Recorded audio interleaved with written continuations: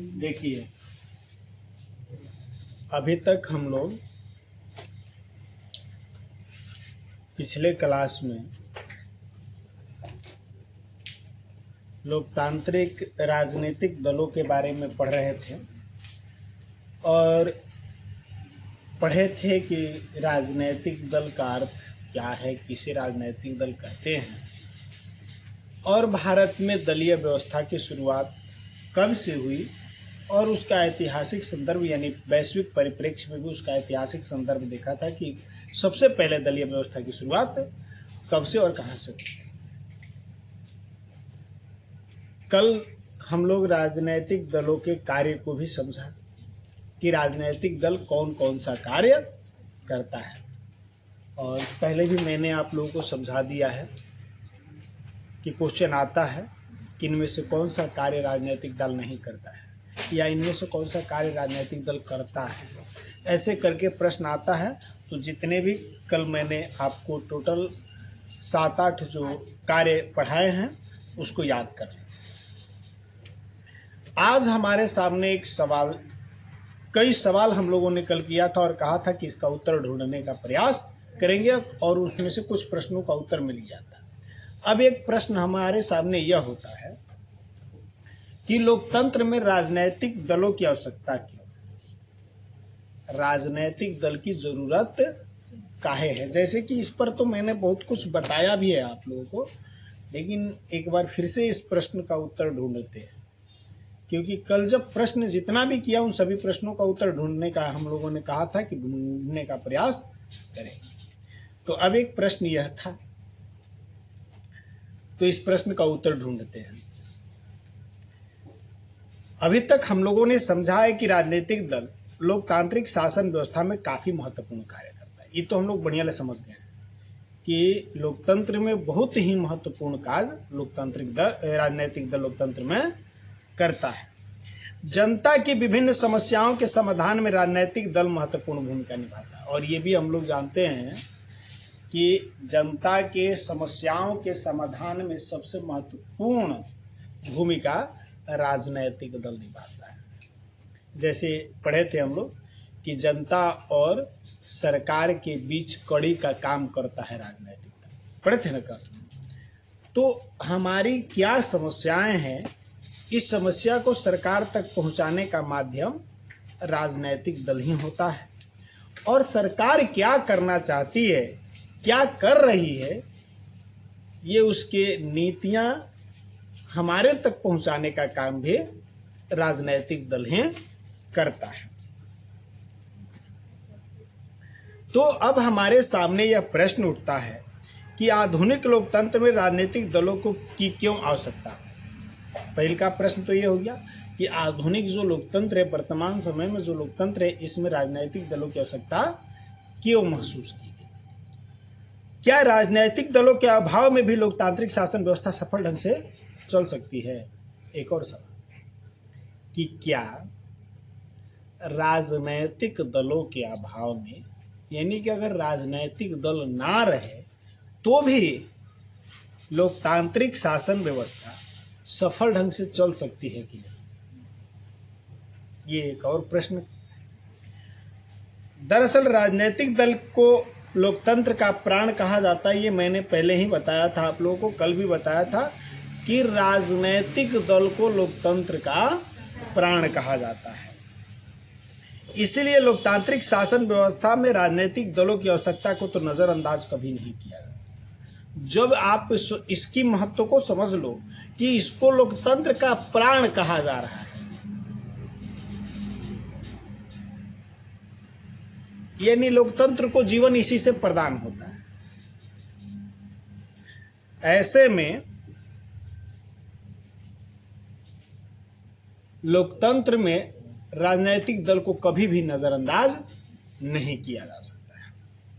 किसी भी शासन व्यवस्था में किसी भी समस्या पर हजारों लोग अपना विचार रखते हैं, किंतु इन विचारों और दृष्टिकोणों का कोई मतलब नहीं रह जाता जब तक इन विचारों को किसी दल के विचारों से न जोड़ा जाए।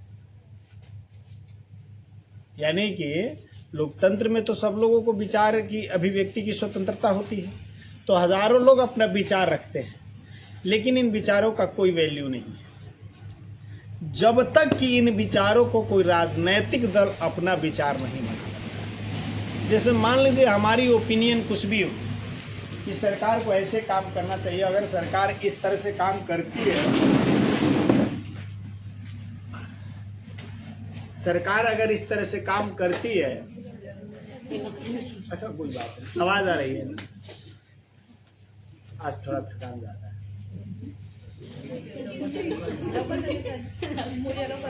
मुड़िया लोग खेत रुकवा गया। देखिए, जैसे मान लीजिए कोई विचार है, कोई ओपिनियन हमारा है ना, आपस में लोग बैठ के बातें करते रहते, चौपाल पर इस तरह की बातें होती रहती है, हर कोई अपना अपना सुझाव रखता है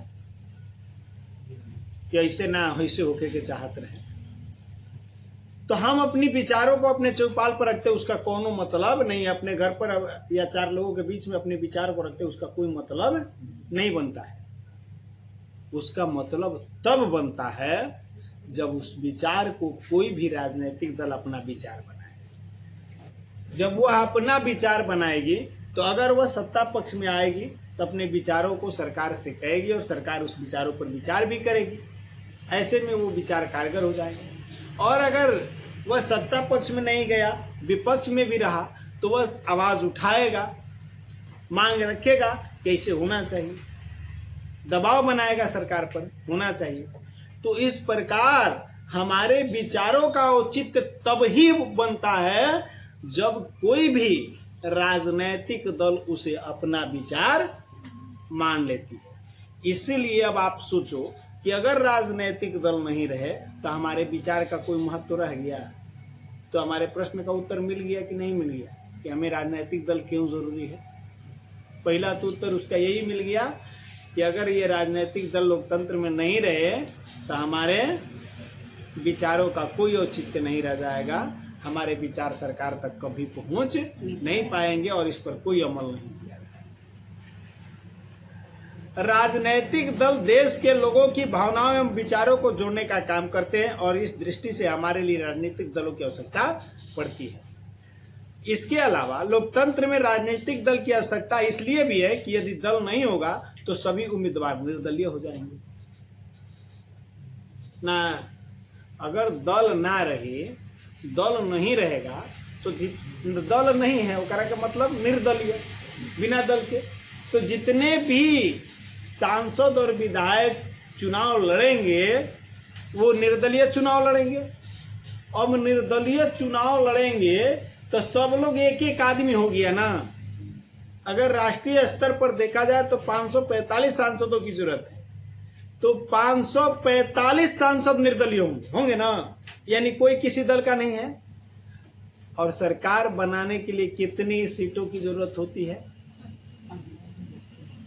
545 के आधा से एक अधिक नहीं बुझा रहा है। कितना कितना 273 200। अब सोचो 273 लोगों को एकजुट करना होगा, एक एक करके। बात बनेगी कब? सब कोई के जब वैल्यू बराबर हो जाएगा, सब कुछ में समानताएं हो जाएगी, तो 272 में से कोई एक आदमी बाकी के 271 आदमी जब चाहेगा तब न 72वां आदमी प्रधानमंत्री बनेगा। ऐसा संभव हो पाएगा कभी? सब कोई फेरा में रही, हम ही प्रधानमंत्री बनते, ऐसे ना में कोई प्रधानमंत्री नहीं बन पाएगा। ये राजनीतिक दल ही है जो एकजुट करले रहता है और एकजुट करके सरकार निर्माण में सहयोग करता है और प्रधानमंत्री की नियुक्ति होती है। इसलिए भी जरूरी है।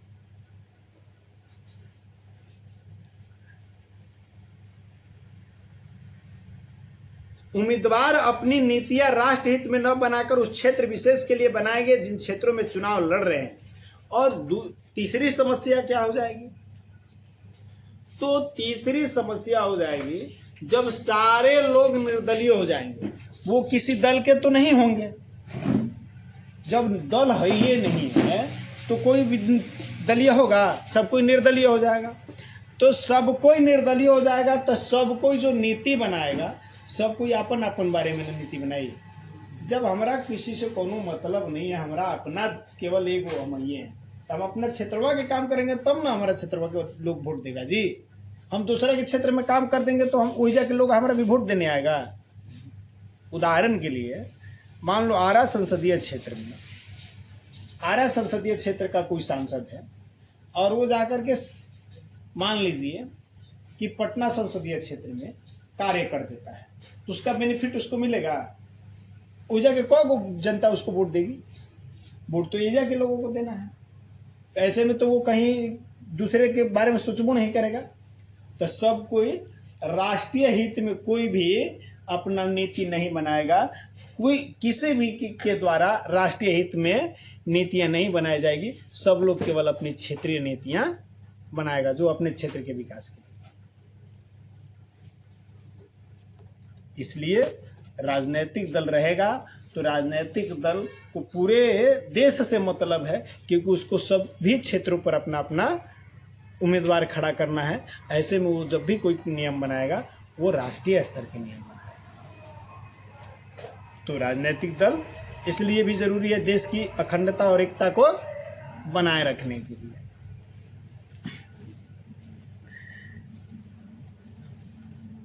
इस समस्या से बचने के लिए राजनीतिक दलों का होना बहुत जरूरी है। राजनीतिक दलों की नीतियां एवं कार्यक्रम समग्र एवं व्यापक होता है, न कि किसी क्षेत्र विशेष के लिए। राजनीतिक दल के सदस्य सभी जाति, धर्म, क्षेत्र एवं लिंग के होते हैं। इसके चलते राजनीतिक दल सभी लोगों की समस्याओं को समेटकर सरकार के सामने रखते हैं और उनके समाधान का प्रयास करते हैं। इस तरह हम कह सकते हैं कि लोकतंत्र में राजनीतिक दलों का होना। बात समझ में आ गई? उत्तर समझ में आ गया? जो प्रश्न हम लोगों का था कि राजनीतिक दल हमारे लिए क्यों जरूरी है, तो राजनीतिक दल देखो मुख्य तौर पर अगर इसको सारांश के तौर पर हम लोग कहें तो राजनीतिक दल सबसे पहला बात इसलिए जरूरी है कि राजनीतिक दल हमारी समस्याओं को, हमारी बातों को सरकार तक पहुंचाता है। राजनीतिक दल के अभाव में हमारे विचारों का कोई औचित्य नहीं रहेगा। इसलिए राजनीतिक दल का होना जरूरी है। दूसरी बात, राजनीतिक दल के नहीं होने पर सभी उम्मीदवार निर्दलीय हो जाएंगे और ऐसे में कोई भी राष्ट्रीय हित के बारे में नहीं सोचेगा। हर कोई अपनी क्षेत्रीय हित के बारे में सोचेगा और देश की एकता और अखंडता खतरे में पड़ जाएगी। तो देश की एकता और अखंडता को भी बनाए रखने के लिए दल का होना, समझ में आ गया नहीं बात? चलिए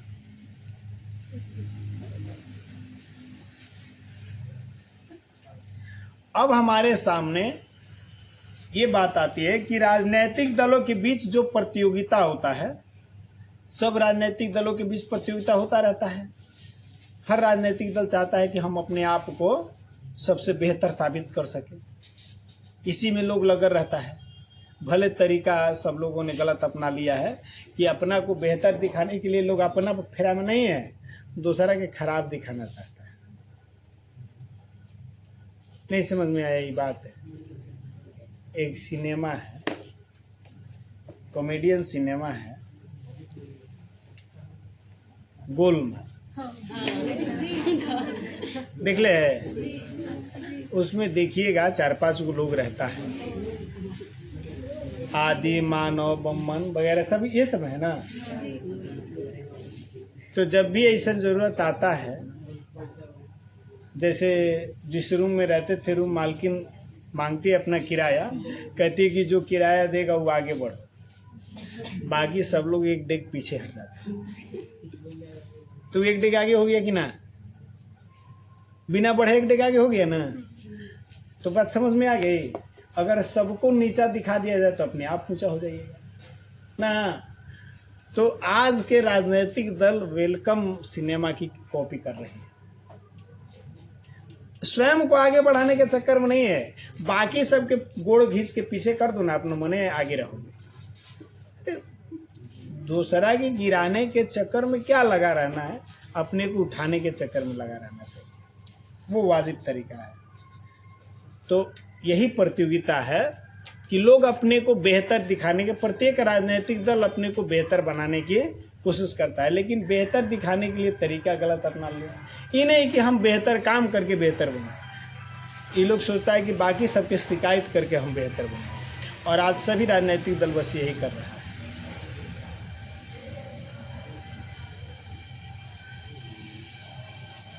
ठीक है ना।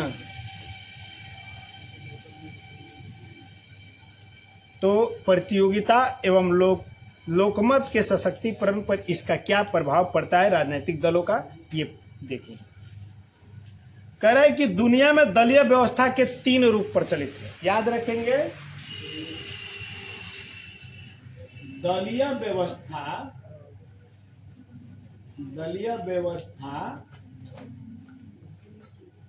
के 3 रूप प्रचलित हैं। दुनिया में दलीय व्यवस्था के कितने रूप प्रचलित है? कभी जिक्र किया था, 2 तरह के दलीय व्यवस्था बतैले थे ना, अभी इस पर चर्चा नहीं किए हैं। चलिए ठीक है, आज चर्चा कर लेते हैं। ये भी प्रश्न था, कितने प्रकार की दलीय व्यवस्था होती है। तो हम लोगों ने क्या पाया कि दुनिया में दलीय व्यवस्था के कितने रूप प्रचलित हैं? 3 रूप प्रचलित है। ये 3 रूप क्या है? तो देखो, पहला है एकल दलीय व्यवस्था। अरे एकल है, एक दलीय एक ही है, ठीक है। मतलब है हो गई। एकल का मतलब भी एक ही होता है। तो एकल दलीय व्यवस्था या एक दलीय व्यवस्था, एक दलीय व्यवस्था में क्या होता है, केवल एक ही पार्टी पूरे देश में रहती है और किसी पार्टी को कोई अधिकार नहीं होता है। जैसे हम लोगों ने अभी हाल ही में उदाहरण पढ़ा था, कहाँ के,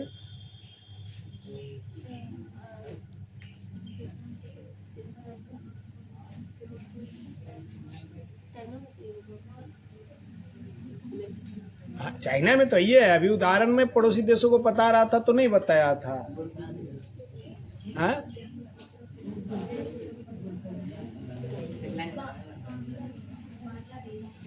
बांग्लादेश में, बांग्लादेश के उदाहरण बताते हुए मैंने बताया था कि जो शेख मुजीबुर रहमान ने संविधान में संशोधन करके और एक दलीय व्यवस्था की और काम करना शुरू किया था। बाकी सभी दलों की मान्यता को उन्होंने समाप्त कर दिया था और केवल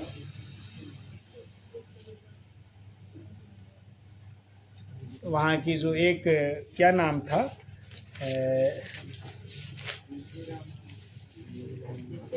अवामी लीग को सारा अधिकार दिया था। तो ये एक दलीय व्यवस्था हो जाती है। जहां और किसी भी दल को राजनीति में हिस्सा लेने का कोई अधिकार नहीं होता है, वैसे दलीय व्यवस्था को एक दलीय व्यवस्था कहते हैं। जैसे अभी कम्युनिस्ट है, जिन जिन देशों में कम्युनिस्ट शासन व्यवस्थाओं के बारे में हम लोगों ने पढ़ा था, चाहे सोवियत संघ रूस की बात की हो, चीन की बात या अन्य देशों की, तो यही पाया था कि यहाँ एकल दलीय व्यवस्था होती थी। केवल एक कम्युनिस्ट पार्टी को अधिकार होता था और किसी भी पार्टी को और पार्टी बनाने का अधिकार नहीं होता था, किसी को संगठन बनाने का अधिकार नहीं होता था, हड़ताल करने कोनो तरह का अधिकार नहीं होता था। तो ऐसी व्यवस्था को एक दलीय व्यवस्था कहा जाता है, जहां एक ही दल रहेगा पूरे देश में। अब चुनाव लड़ना है तो आपको, अगर चुनाव लड़ना है तो उस दल की अनुमति के द्वारा ही आप चुनाव लड़ सकते हैं। तो ये होता है एक दलीय व्यवस्था। और दूसरा होता है द्विदलीय व्यवस्था। द्विदलीय व्यवस्था, दूसरा क्या हो गया, द्विदलीय व्यवस्था। आप पहल का बोले थे, एक दलीय व्यवस्था। एकल लिख दिए थे तो कह रहा था कि सर जी ये एकल काहे लिख दिए? एक दलीय हो गया याद।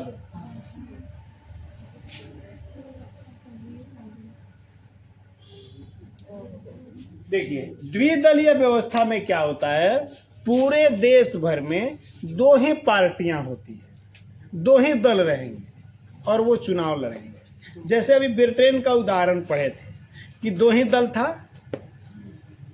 सबसे पहले ब्रिटेन में दलीय व्यवस्था की शुरुआत हुई थी बताए थे, और उस समय बताए थे कि जब ब्रिटेन में दो दलीय व्यवस्था की शुरुआत हुई गौरवपूर्ण क्रांति के द्वारा 1688 ईस्वी में, तो उस समय वहाँ पर दो दलों की स्थापना हुई, एक व्हिग और दूसरा टोरी। अमेरिका में भी द्विदलीय व्यवस्था ही है, ठीक ना। तो द्विदलीय व्यवस्था में कितने दल होते हैं? दो दल। और तीसरा होता है बहुदलीय व्यवस्था। बहुदलीय व्यवस्था। और बहुदलीय व्यवस्था में क्या होता है, दलों पर कोई अंकुश नहीं रहता है कि कौ गो दल होगा, जितना दल बनाना चाहते हो बनाओ। देश की आबादी अगर 1 करोड़ है तो आप 1 करोड़ पार्टी बना सकते हो। प्रत्येक पार्टी में खाली 1 गो अध्यक्ष रहेगा ना। बहुदलीय व्यवस्था में दलों के संख्या पर कोई पाबंदी नहीं होती है। आप देखिए रहे हो तो रोज रोज पार्टियां बन रही है। हम लोगों के क्षेत्र में भी कौ पार्टी बनिए ना गया, हम लोगों के तो आके सामने कौ पार्टी का जन्म हुआ। जन सुराज तो बहुत बड़ी पार्टी बन गई है ना। जन सुराज तो जन सुराज पार्टी जो है ना, यह बहुत बड़े व्यक्ति के द्वारा बनाया गया है। ये जो आप नाम सुनते हैं जन सुराज पार्टी के जो व्यवस्थापक संस्थापक हैं प्रशांत किशोर, बहुत बड़ा राजनीतिज्ञ है, बहुत बड़ा राजनीतिज्ञ है।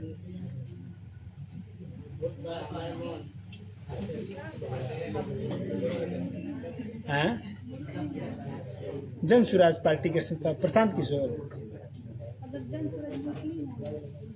जन सुराज नाम है, पार्टी ये केक है। जन सुराज आदमी है।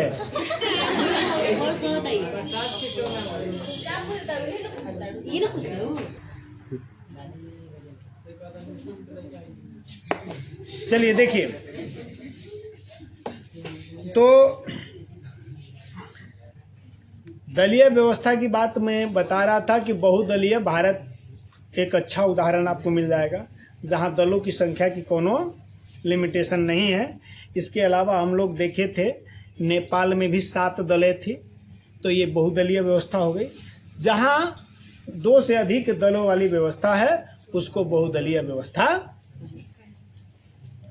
इन तीनों प्रकार के दलीय व्यवस्थाओं में द्विदलीय एवं बहुदलीय व्यवस्था में राजनीतिक दलों के बीच प्रतियोगिता होती रहती है। अब देखो 3 तरह के दलीय व्यवस्था तो मैंने बता दिया, तो इस व्यवस्था में भी राजनीतिक दलों के बीच प्रतियोगिता होती रहती है और इसमें भी राजनीतिक दलों के बीच प्रतिस्पर्धा होती रहती है, लेकिन इसमें कोई प्रतियोगिता नहीं होती है। क्या आप लोग इसका उत्तर बता सकते हैं काहे नहीं होती उसमें? वो तो अकेले ही है, तो कर प्रतियोगिता केकरा से हो, ओकरा किसी से प्रतियोगिता नहीं है। इससे इसीलिए एक दलीय व्यवस्था में कोई प्रतियोगिता नहीं होती है, लेकिन द्विदलीय व्यवस्था में और बहुदलीय व्यवस्था में यह प्रतियोगिता होती रहती है। और आप खुद से समझ सकते हो कि जहां बहुदलीय व्यवस्था है वहां प्रतियोगिता और टफ हो जाएगा और कड़ा हो जाएगा।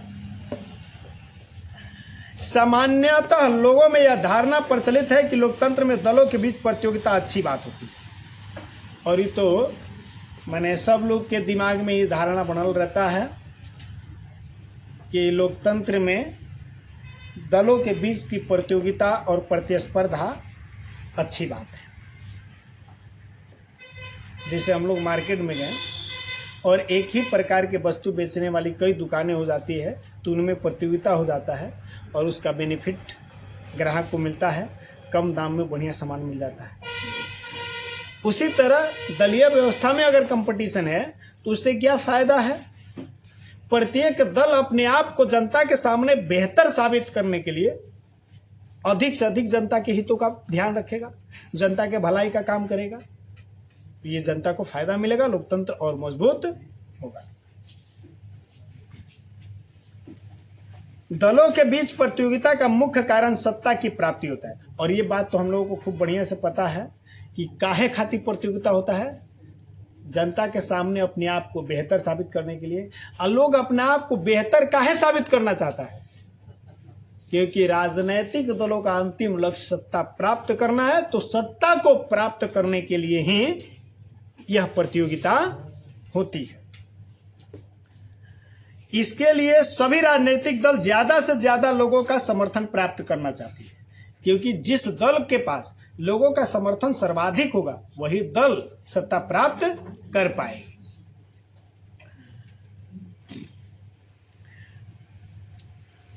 राजनीतिक दलों के बीच प्रतियोगिता होने से मतदाताओं के पास राजनीतिक दलों का समर्थन एवं विरोध का विकल्प खुला रहता है। इसीलिए राजनीतिक दलों के बीच स्वस्थ प्रतियोगिता लोकतंत्र के लिए अच्छी बात मानी जाती है। अब यहाँ एक शब्द जोड़ा गया है, थोड़ा सा ध्यान देना, बात पर ध्यान हमेशा ध्यान रखना चाहिए। हमने कहा लोकतंत्र के लिए अच्छी बात है, शुरू में ये कहा था, लेकिन अभी हमने कहा कि स्पष्टता देखा जाए तो स्वस्थ प्रतियोगिता ही लोकतंत्र के लिए अच्छी बात है। स्वस्थ प्रतियोगिता का मतलब हुआ पॉजिटिव लोग होना चाहिए, यानी कि इस प्रतियोगिता के माध्यम से लोग अपने आप को, प्रत्येक राजनीतिक दल अपने आप को बेहतर साबित करने का प्रयास करे सही ढंग से, तब लोकतंत्र सही है। ना तो ये कंपटीशन प्रत्येक का टांग खींचने के पीछे लग जाए, लोग अपने आप को आगे बढ़ाने का, अपने को बेहतर बनाने की कोशिश में ना लगा रहे, दूसरा को खराब कर देंगे तो हम बेहतर हो जाएंगे। इस काम में नेगेटिव राजनीति करने लगेंगे तो इससे देश को नुकसान होने लगेगा, आम जनता को नुकसान होने लगा। कोई कोनो पार्टी के काम ही नहीं करने देगा। आज यही राजनीति हो रही है। अगर केंद्र में दूसरी पार्टी की सरकार बन गई और राज्य में दूसरी पार्टी की सरकार बन गई, अब केंद्र की पार्टी नहीं चाहेगी कि इस पार्टी को बेनिफिट मिले, इसलिए इसको कोई फंडिंग नहीं करेगी और ये पार्टी विकास नहीं कर पाएगी।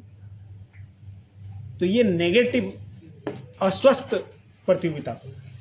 स्वस्थ प्रतियोगिता के मतलब कि आप अपने आप को, अरे आप ये लाने का प्रयास कीजिए ना कि हमने ज्यादा से ज्यादा फंड दिया तब ये काम किया, ये कहिएगा तो जनता ना मानेगी, जनता आपको समर्थन नहीं करेगी। आप एक कमौना करने दीजिएगा तब जनता ही ना देख रही है, काम किए ना करे दिला, ऊपर की सरकार काम नहीं करने दिया, तो इसका नेगेटिव परिणाम भी आपको मिल सकता है। लेकिन क्या कहिएगा, राजनीति में बैठे राजनीतिकार लोग कैसे कैसे क्या क्या सोच लेता है, हमारा कुछ समझ नहीं करता है। कई बार हम अपने स्थानीय कई नेताओं को बताया है कि इस तरह से ना करके इस तरह की राजनीति करो तो ज्यादा फायदा होगा।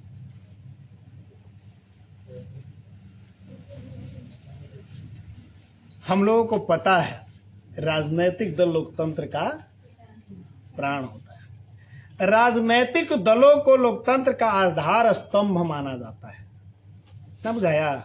आधार स्तंभ ओइसन खंबा जो संभरले हो, ये आधार स्तंभ है।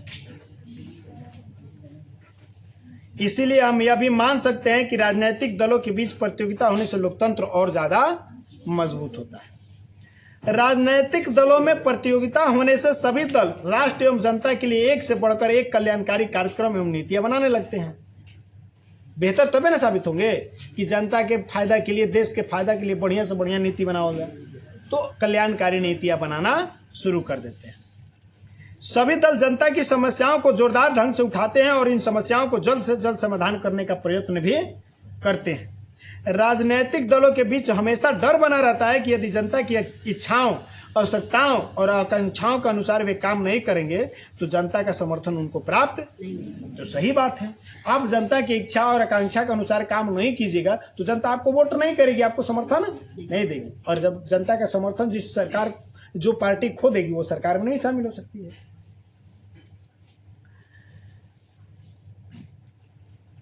जिस दल की सरकार बनती है वह दल अपनी योजनाओं से जनता को लाभान्वित करना चाहता है, क्योंकि जनता के पास विकल्प होते हैं, वह दूसरे राजनीतिक दल की सरकार भी बना सकता है।